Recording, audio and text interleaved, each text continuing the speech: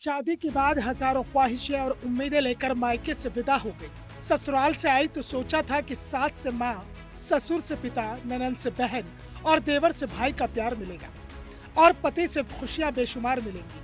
बस इसी कश्मकश में शालिनी आंखों में न जाने कितने सपने संजोई थी। शादी के बाद शालिनी पति के साथ हनीमून मनाने के लिए विदेश गई और वहीं पर कुछ ऐसा हुआ कि नई नवेली दुल्हन परेशान हो गई।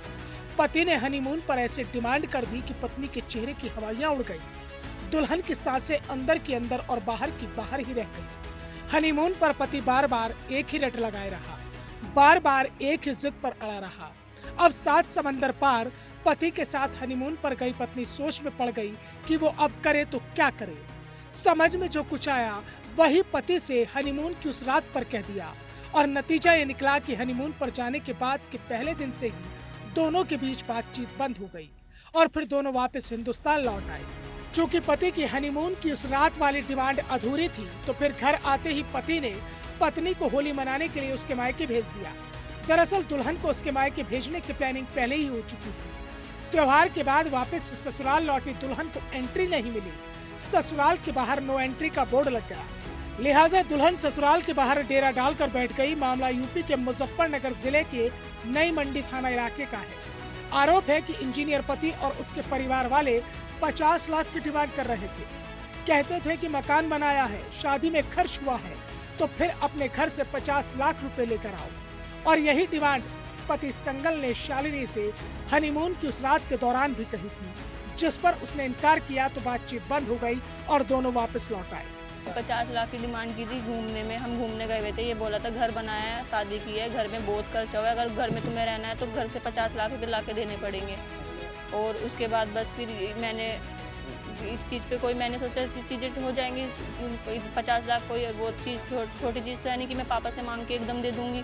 उन्होंने अभी अभी शादी की है तो ये उन्होंने भी कैसे तो की होगी ना। तो ये बस उसके बाद से तब से छोड़ना लगा रखा है। बाली सिंगापुर गए थे और बाली में से ही वापस आ गए थे 21 तारीख में। कितने दिन रुके वहाँ? 5 दिन। हाँ 15 में गए थे, 16 को सुबह मॉर्निंग। ठीक रहा है वहाँ के आने के बाद? नहीं वहाँ जाते ही पता नहीं क्या हुआ है क्या नहीं हुआ। जाते ही कि पैसे वैसे की डिमांड की और जाते ही बोलना बिल्कुल ही बंद कर दिया था। जब बोलना ही नहीं था तो फिर चीज़ें ही बस वापस ही आना पड़ता फिर तो। तो क्या चाहती हो आप? मुझे मतलब वही चीज़ें, सबसे पहले तो मुझे ये चीज़ जाननी है कि शादी करने की वजह और छोड़ने की वजह ये जाननी है।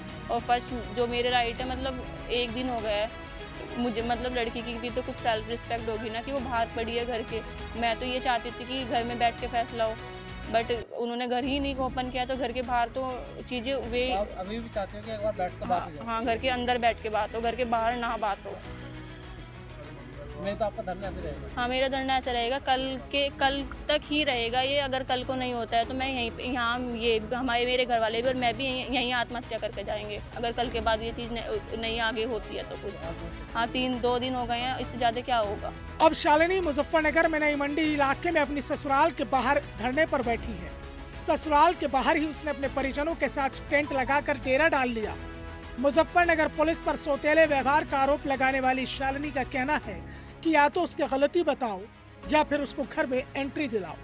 बहरहाल नई नवेली दुल्हन का धरना इन दिनों चर्चाओं का विषय बना हुआ है और सोशल मीडिया पर तेजी के साथ वायरल भी हो रहा है, क्योंकि सवाल इस बात का है कि शादी के कुछ दिनों बाद ही आखिर ऐसा क्या हो गया कि दुल्हन धरने पर बैठ गई।